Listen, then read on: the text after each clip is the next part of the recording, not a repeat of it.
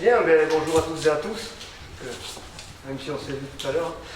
On est très heureux ici avec Martine de Dieu, Hervé Daridad, Cathy Lagrasse qui est retenue par ses activités professionnelles de vous accueillir sur Dax, puisque la ville de Dax comprend 2 cantons pour ces élections départementales. Très heureux de recevoir vous, tous les candidats de l'équipe Couleur-Landes, puisque c'est bien une équipe qui a choisi de se présenter pour un projet pour les Landes, pour créer une alternance qui va nous permettre de faire avancer différemment beaucoup de dossiers sur les compétences propres du département. On aura le temps de développer tout ça tout à l'heure. Mais très heureux parce que c'est vrai que ce qui nous a guidés, ce n'est pas des investitures de partis, ce ne sont pas des idéologies nationales, mais c'est bien ce qu'on pouvait faire pour les Landes.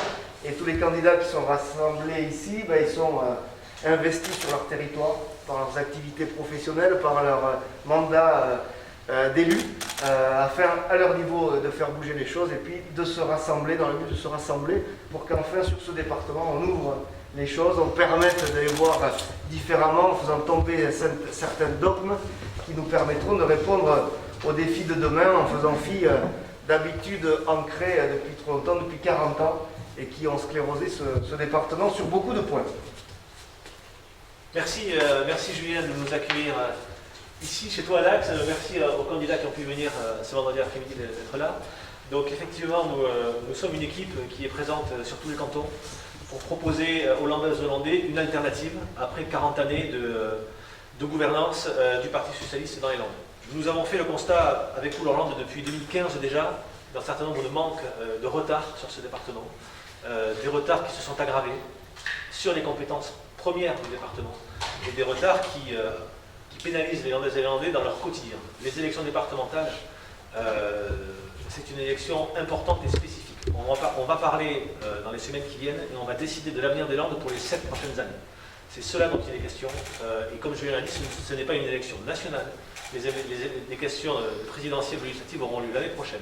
Aujourd'hui, on est tous réunis, quelles que soient nos sensibilités, pour parler des Landes et dans les 7 ans à venir. Donc les retards que l'on avait constatés et qui se sont aggravés, c'est notamment dans les compétences principales sur la dépendance.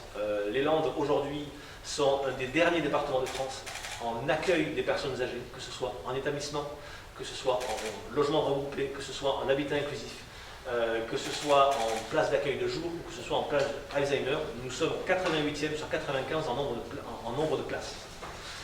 Ce sont des chiffres de l'INSEE, de l'ARS, du ministère de la Solidarité, ils sont incontestables. Nous sommes très en retard, nous sommes également très en retard sur la petite enfance, avec le nombre de places en crèche, nous sommes très en retard sur le handicap, avec le nombre de places d'accueil pour les enfants jusqu'aux adultes handicapés, que ce soit en foyer ou en ESAT, en lieu de travail. Il y a des listes d'attente très importantes et qui s'agrandissent sur les Landes parce que des choix ont été faits et que les investissements n'ont pas été menés. Donc nous, ce que nous proposons, c'est un plan de rattrapage sur tous ces aspects qui sont essentiels pour toutes les familles de Landaises et de Landais. Un plan de rattrapage, si vous voulez que je détaille ou vous me posez des questions après, je détaille un petit peu peut-être. Un plan de rattrapage qui passera avec les communes. Il faudra que le département soit enfin en impulsion avec les communes pour qu'elles construisent dans leur centre-bourg, dans leur centre-ville, dans les villages, de l'habitat regroupé, du foyer logement, de l'habitat inclusif, pour permettre aux personnes âgées qui ne pourront malheureusement plus rester à domicile et d'avoir des solutions intermédiaires avant l'EHPAD. Ce parcours de vie-là, aujourd'hui, n'existe pas parce qu'il manque de structure. Et donc nous allons le reconstituer, tout comme nous allons reconstituer une offre d'accueil dans les EHPAD spécifiques pour les malades d'Alzheimer ou de pathologies proches, partout, sur tous les cantons, et pour permettre enfin aux Landaises et Landais d'avoir le choix. C'est un petit peu la même chose que nous allons faire sur les crèches, sur les handicaps, c'est accompagner les communes, les collectivités ou les CIAS à construire ces structures qui manquent aujourd'hui. Je parle de structures publiques. Nous avons également un retard très lourd dans les Landes sur le numérique. Je crois qu'ici, comme ailleurs, vous le mesurez. On est un des départements de France le moins bien couverts en très haut débit. Là aussi, je vous donne des chiffres. Alors, ce ne sont que des chiffres, mais pour les Landais et les Landaises, c'est des réalités tous les jours. 25% des habitants de ce département sont couverts en très haut débit. La moyenne nationale, c'est 60%. On est très en retard. Et ça, c'est réellement de la faute du département, qui, par son choix politique de déploiement, a pris beaucoup de retard. Et nous veillerons à ce que d'ici fin 2022, toutes les Landaises et les Landais soient équipés en très haut débit. C'est un engagement fort que nous avons. Nous serons également, bien sûr, au soutien de notre agriculture, qui a beaucoup souffert de phénomènes climatiques. On a eu le gel, on a eu l'inondation, mais aussi d'épizooties de grippe aviaire régulières. Tous les 3 ans, il faudra mettre en place des assises du foie gras et des volailles, des palmipèdes, pour voir comment faire en sorte que cela n'arrive plus tous les 2 ans, comment mieux se préparer. Nous aurons également un travail pour l'irrigation. On a vu récemment encore avec le tribunal administratif que c'était un combat de tous les jours. Il manque des retenues d'eau dans ce département. Il faudra que le département aide à en construire. Nous aurons un plan de rattrapage sur la voirie également. On se rend compte que les Landes investissent beaucoup moins que leurs voisins par kilomètre de voirie. On est de loin les derniers d'Aquitaine. Et effectivement, il y a partout sur le département des équipements routiers qui n'ont pas été faits. Il y en a, alors je vois quelques personnes derrière moi qui sur leur canton le réclament. Je crois que Julien, chez vous aussi, il y a quelques équipements, si tu veux donner un exemple éventuellement. Sur les retards, oui, je reviendrai après. Je reviendrai après. Il y a effectivement sur les routes un vrai travail à faire. Nous sommes des doublements à certains endroits, des contournements à d'autres, de ronds-points à reprendre. Je pense à Jetmo, je pense à Grenade, je pense à Mont-de-Marsan, je pense également aux bornes où il y a des équipements à faire qui sont attendus depuis de nombreuses années.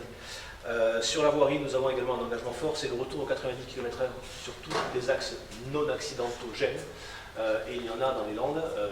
Beaucoup de départements reviennent sur cette mesure. La majorité actuelle ne le souhaite pas, nous le proposons. C'est clair. Nous avons également des engagements sur le thème de la sécurité. Alors, le département a des compétences sécurité dans 2 domaines, premièrement les collèges, où là, il y aura à mettre en place, avec les établissements, de la vidéoprotection, mais aussi aider à la lutte contre le harcèlement. Nous avons également dans les collèges, sur la sécurité, la possibilité pour les communes qui le souhaitent de financer de la vidéoprotection. Je pense notamment à la côte, où ces phénomènes d'insécurité ou d'incivilité sont plus importants. Donc le département les accompagnera, celles qui le souhaitent bien sûr. Nous avons des propositions en termes de culture, avec la création, la défense du Gascon, la création d'un festival itinérant et le financement d'équipements structurants qui manquent sur les Landes. Je pense au musée de Mont-de-Marsan, qui mérite un grand projet muséal qui devra être financé. Je pense à Dax aussi, où Julien en dira peut-être un mot tout à l'heure, où il manque des équipements sur notre département. Je pense au soutien à la future scène nationale du théâtre de Gascogne. Nous sommes le seul département de France à ne pas avoir de scène nationale. Ce sera rattrapé demain, il faudra l'accompagner. Je pense à l'insertion, où le département devra aller toujours vers l'aide au retour à l'emploi, donner cette chance aux gens, les inciter à ce retour à l'emploi. Il y a une manière simple qu'ont les départements, ce sont les clauses d'insertion dans les marchés publics. C'est quelque chose qui marche bien, que le département, à notre sens, ne fait pas assez et devra s'engager plus sur ces marchés propres, il y en a beaucoup, à mettre des clauses d'insertion parce que ça permet à des jeunes, ou moins jeunes parfois, éloignés de l'emploi, de trouver du boulot concrètement, réellement, et d'arriver sur un CDD ou un CDI derrière. Donc ça, évidemment, ce sera pour nous quelque chose d'essentiel.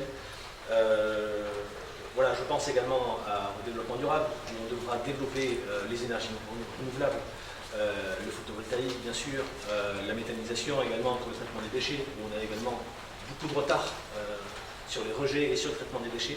Donc vous voyez, on a un projet global d'avenir, tout en restant ancré, et on est tous ici sur nos traditions, sur notre culture, notre patrimoine, que ce soit l'agriculture traditionnelle, la tauromachie, la course landaise, toutes ces valeurs qui font ce que sont les Landes et que l'on défendra bien entendu toujours. Il n'y a aucune ambiguïté chez nous à ce niveau-là.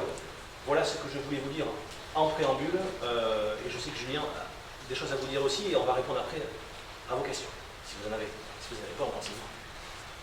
Non, juste, oui, c'est pour prendre bien évidemment tout ce que tu as dit, et avec moi, je suis entièrement d'accord. C'est vrai que ce qui est important de noter avec ces 40 années de gestion socialo-communiste, c'est qu'on s'est éparpillé. C'est-à-dire qu'on a voulu prendre des compétences autres que celles qui sont prioritaires et celles qui sont celles du département. Et du coup, on a mal assumé les compétences de base. Tu parlais de la voirie, c'est le cas. Les budgets voirie n'ont cessé de baisser depuis 2015. Je les ai repris là, moins 17% en 2015, moins 11% en 2017, moins 12% en 2018, moins 8% en 2019. C'est-à-dire que sur cette compétence essentielle, comment on peut se déplacer dans le département, sur quelle route et dans quel état va-t-on les trouver, on a baissé les budgets. Alors que là, c'est vraiment un enjeu prioritaire. Et bien là, il faudra effectivement remettre les moyens. On a tous des exemples dans nos cantons de routes départementales qui nécessitent d'être sécurisées et d'être mieux entretenues. Les pistes cyclables, enjeu majeur aujourd'hui. Ben, les pistes cyclables, il y a uniquement 500 000 euros qui sont prévus au budget du département sur ce sujet-là. 500 000 euros, c'est 2 pistes cyclables et pas très longues.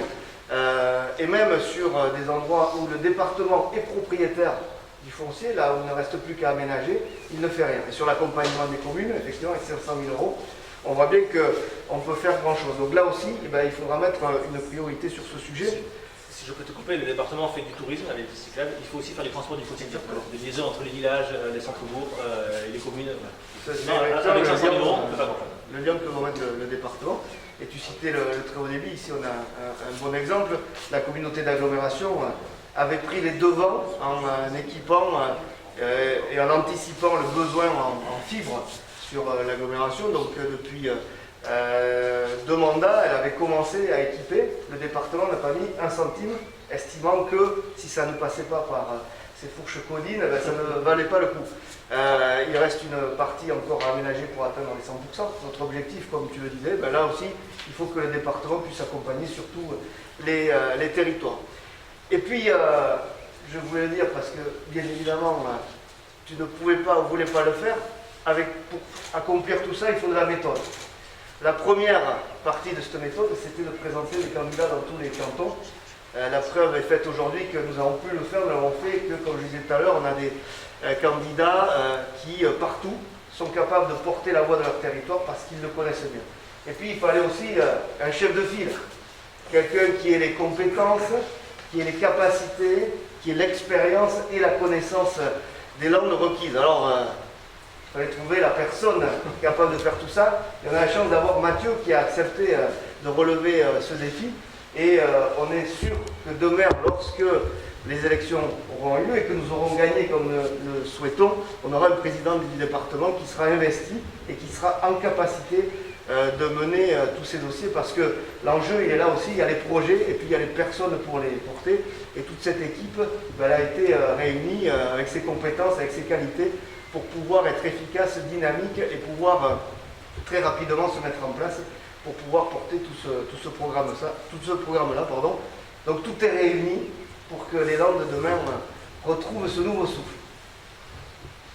Je te remercie. Effectivement, on déroule sur la méthode. Pour mettre en place des idées, il faut avoir une majorité. Pour avoir une majorité, il faut présenter des candidats sur tous les cantons, ce que nous faisons. Nous avons des candidats, nous avons beaucoup de maires qui se présentent. Je crois qu'il y a 15 maires qui sont candidats entre les candidats et les remplaçants. Nous avons aussi des agriculteurs, des chefs d'entreprise, des professions libérales, mais aussi des employés, mais aussi des éducateurs spécialisés, des principaux de lycée. On a une liste véritablement diverse et qui a montré, je le crois, sa capacité à faire. Tous les élus qui sont là sont investis sur leur commune et ont démontré qu'ils étaient en capacité d'agir et d'améliorer le quotidien des gens, de faire avancer les dossiers. On est prêt, demain, à exercer les compétences du département et en train de la présidence, gérer ce département parce que nous sommes des hommes et des femmes passionnés du territoire, qui avons de l'expérience, qui l'avons démontré chacun sur notre terrain ce que nous savions faire et qui partageons un projet commun. Nous sommes les seuls à proposer une alternative à la majorité sortante. Ça, il faut que ce soit bien clair, une alternative politique, mais politique pour le département, avec des gens issus de sensibilités diverses et qui ont surtout la passion du territoire et l'amour de faire avancer les dossiers et de faire progresser les choses. On l'a tous, je crois, démontré. Et c'est vrai que j'ai l'honneur de conduire cette liste. Je vous remercie encore de votre confiance. Oui, écoutez, je pense en avoir l'expérience, en avoir la capacité de mettre en place des projets, de gérer une équipe.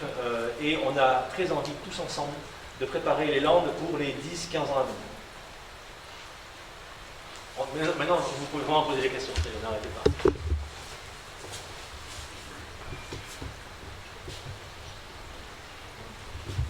Je sais pas, vous avez une chronologie des réformes que vous allez mettre en place, où vous allez faire des économies pour pouvoir investir dans les compétences régaliennes, on peut dire ça. Alors, une chronologie, on n'a pas mis en place ce qu'on appelle les 6 premiers mois. Ce qu'il faut mettre en place tout de suite, c'est plusieurs choses. C'est un plan de rattrapage, comme je l'ai dit, sur la dépendance, sur le numérique, sur la petite enfance, sur le handicap. Ça, c'est tout de suite. Sur la voirie, lancer immédiatement les études sur les 90 km/h, mais surtout sur le nombre de voiries qu'il y aura à refaire. Ensuite, effectivement, il faudra mettre en place tout de suite ce qu'on appelle un conseil des exécutifs landais, c'est-à-dire qu'enfin, les présidents d'intercommunalité, les maires, soient réunis et soient concertés par le département. Aujourd'hui, ça n'existe pas. Le département décide dans son coin avec un certain nombre de dogmes, de certitudes qui sont inévitables quand on est là pendant 40 ans, c'est de croire qu'on fait tout bien. Or, nous avons démontré qu'il y a des retards très importants. Il faut changer ce mode de gouvernance. Quant aux moyens financiers, nous avons le privilège dans les Landes d'être le seul département de France qui a augmenté les impôts en 2019, et fortement de 15%.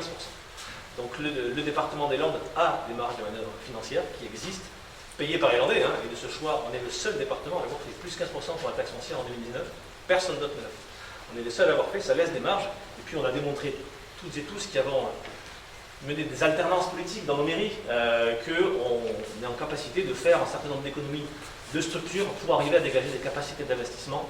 Nous l'avons fait, nous, à Mont-de-Marsan, Julien le fait brillamment à Dax, d'autres on est ici le fort, on voit un certain nombre de gens qui sont capables de le faire. Ce n'est pas quelque chose de nouveau pour nous, on l'a déjà fait et on saura le faire. Sur le numérique, par exemple, comment on fait pour passer de 25% de l'eau découvert en très haut débit à 100% en un an? Il faut mettre en place le plan prévu. Le département des Landes avait un plan qui était de couvrir 90% des Landais en 2026. Grâce à ce qui a été mis en place par le gouvernement actuel et à ce que feront les collectivités d'eux-mêmes, il est prévu la possibilité d'aller à 100% du territoire en 2022. Pour ça, il faut des financements que le département va mettre en place.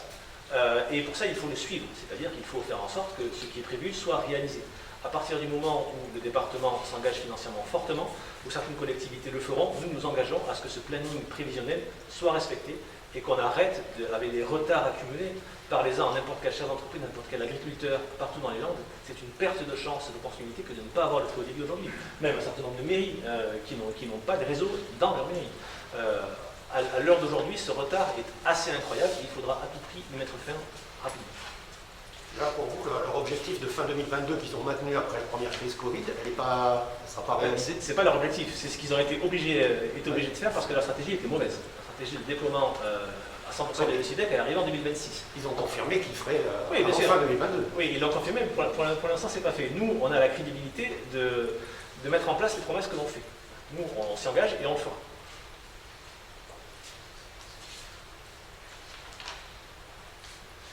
Vous parlez beaucoup de rattrapage par rapport à un certain nombre de compétences et de dossiers. Finalement, si on était un peu mauvaise langue, on pourrait se dire finalement c'est les mêmes politiques qui vont être accélérées, où on va. Et concrètement, quelles sont les. Oui, non, c'est pas les mêmes politiques. Offrir, sur la dépendance par exemple, offrir aux gens la possibilité d'avoir une alternative entre le domicile et l'EHPAD, ça c'est justement ce qui n'a pas été fait. Quand je parle de rattrapage, c'est rattrapage en équipement. Ça ne veut pas dire faire la même chose, c'est faire différemment et offrir plus de services. Place de rapprochement en crèche collective, aujourd'hui il en manque. Donc ça veut dire en créer. C'est justement c'est faire ce qui n'a pas été fait pour rendre service aux Landais. Idem sur le handicap. Enfin, on était encore dans un ESAT il y a 2 jours avec un binôme qui était. Il y a des listes d'attente partout, pour les jeunes, pour les personnes âgées. En IME, il y a un moment de il y a plus de 100 places d'attente. Voilà. Ça, c'est des équipements qui n'ont pas été faits. Et nous, on se propose de les faire. Comme dit Julien, souvent par dogmatisme. Parce qu'ils sont partis du principe que c'est le département qui devait tout porter lui-même et tout faire lui-même. Sans s'appuyer sur les collectivités, sans s'appuyer sur les associations, parfois sur le secteur privé, pour pouvoir déployer les services. Et le très haut débit, on va y arriver parce que le secteur privé se met aussi dans la danse à déployer du réseau. Nous, sur Mont-de-Marsan, c'est le secteur privé qui déploie le réseau, ça ne coûte pas 1 euro au montois et on va avoir le très haut débit. Il faut sortir de ces dogmes-là, être pragmatique et rendre le service à la population. C'est ça notre notion du service public, c'est de rendre le service à la population.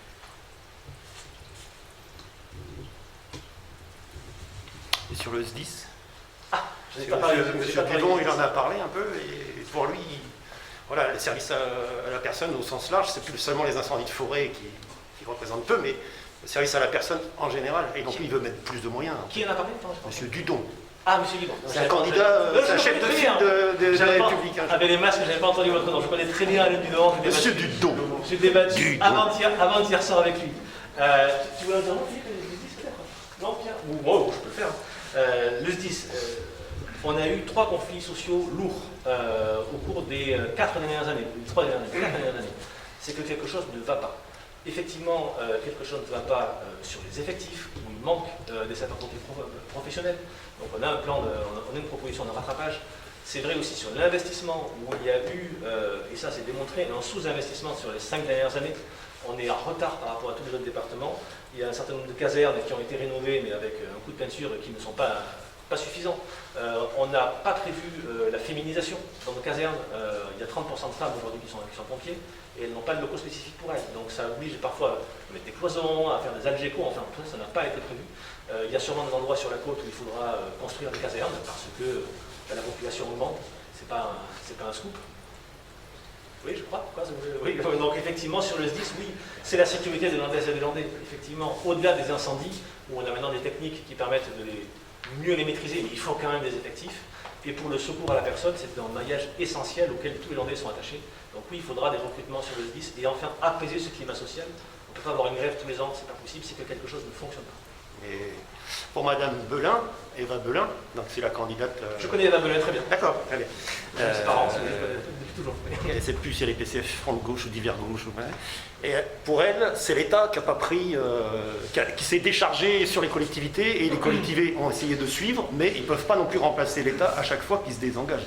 Ouais. Pour elle, c'est ça, là, sur cette polémique-là. Pour moi, là, on peut accuser qui on veut pour se faire plaisir.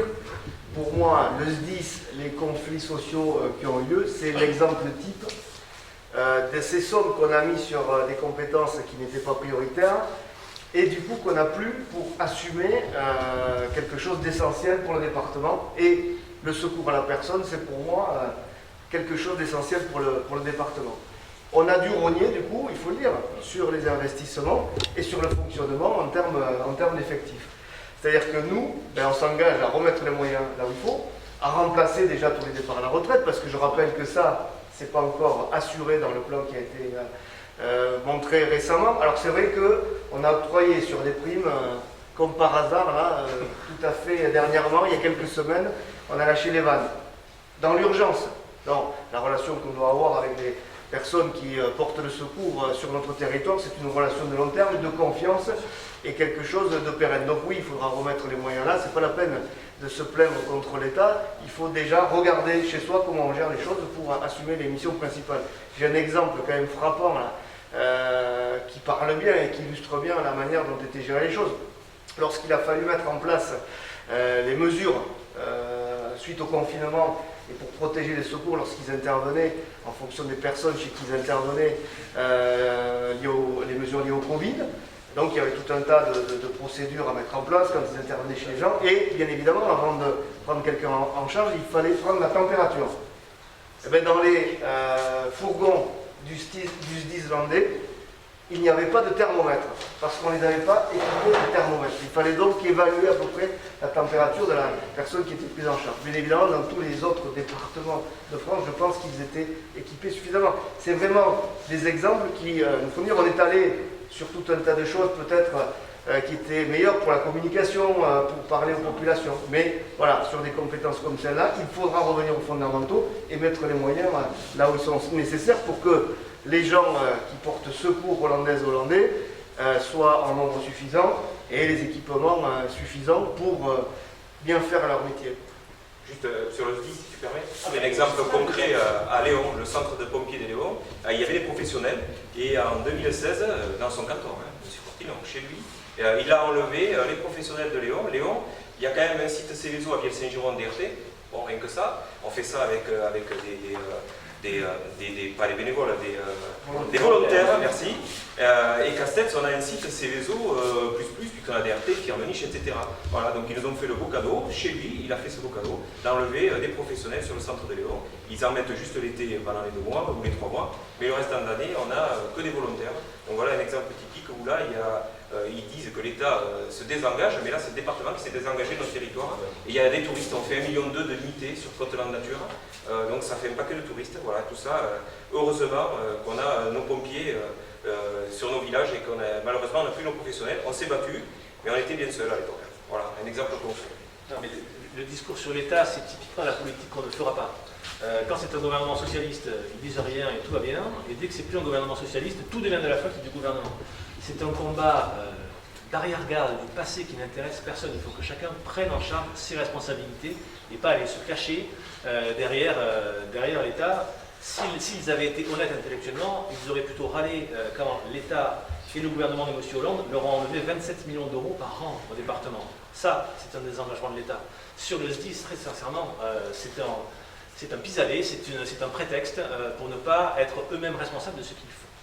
Et ce que dit Philippe est aussi significatif d'un département qui ne parle pas aux communes. Je ne sais pas, vous, maire, combien de fois vous voyez vos conseillers départementaux ou le président du département, toi, Julien? Il paraît qu'ils font le tour. Oui, non, mais maintenant, d'accord, tu vas aller voir peut-être. Oui. Moi, peut-être pas. Mais... Oui, bon. C'est quelque chose qui est incroyable. J'ai été 9 ans directeur des cabinets de la mairie de Mont-de-Marsan, qui est à 200 mètres du département.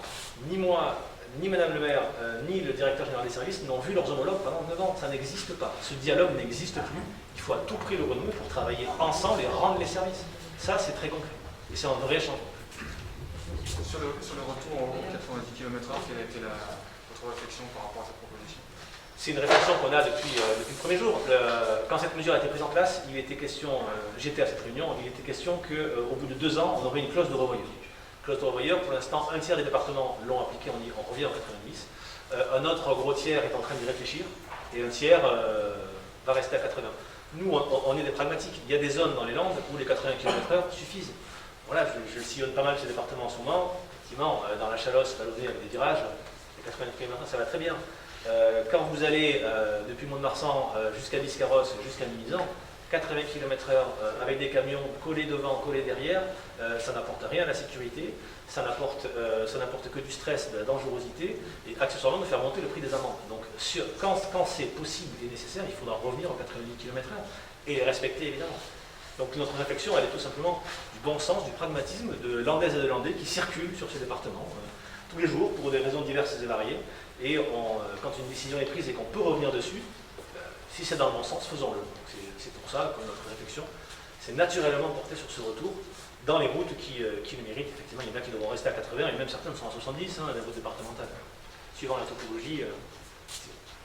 Est-ce que vous avez des projets de 2x2 voies, par exemple, entre Mont-de-Marsan et Sabre, là-bas? Alors celle-là, elle est un peu longue pour la mettre à 2x2 voies, mais il faudra étudier des voies de dépassement sur certains axes landais. Ça existe déjà. En Chalosse, il y a des voies, il y a 2 fois une voie, avec des voies de déplacement par endroit. Donc 2 fois 2 voies jusqu'à Biscarrosse, non, parce que là, ce sera un investissement extrêmement important. Des voies de dépassement sur certains endroits, pourquoi pas. Et des mises à 2 fois 2 voies, oui, on en propose dans notre programme. Alors, on va pas faire le tour des cantons. Des Orthez aussi. Par exemple. Parce que c'est arrêté à Saint-Sauvé, là, 2 voies.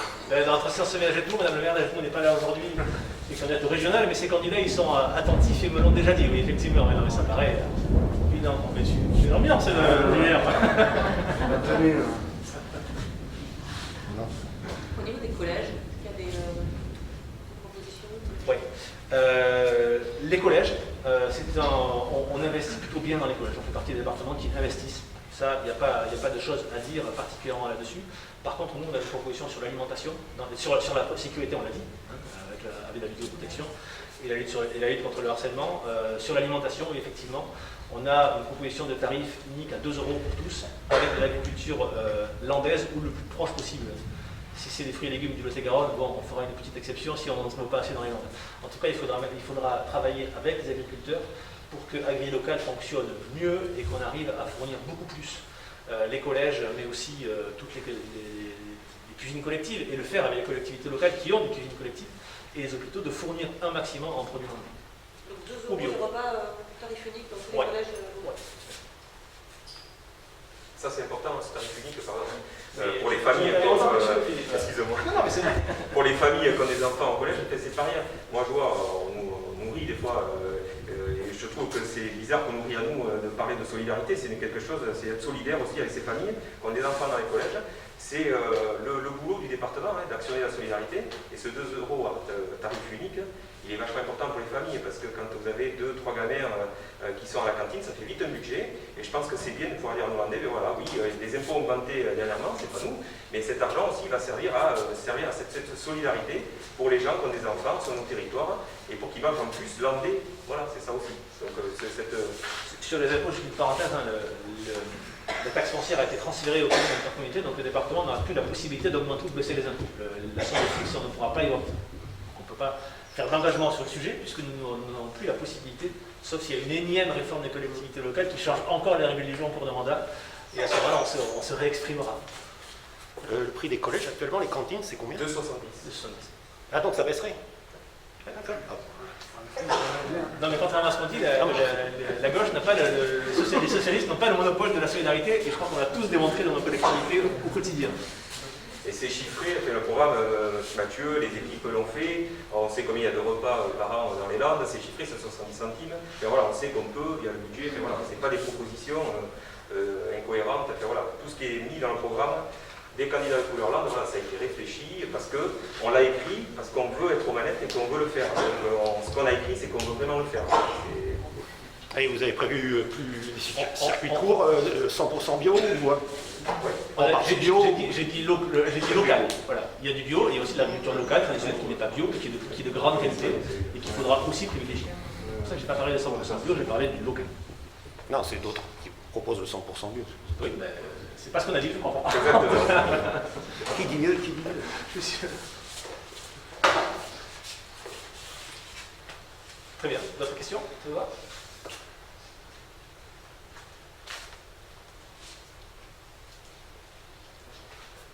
Merci beaucoup. Merci infiniment. Merci. Vous vouliez faire une photo à l'extérieur, c'est ça, non?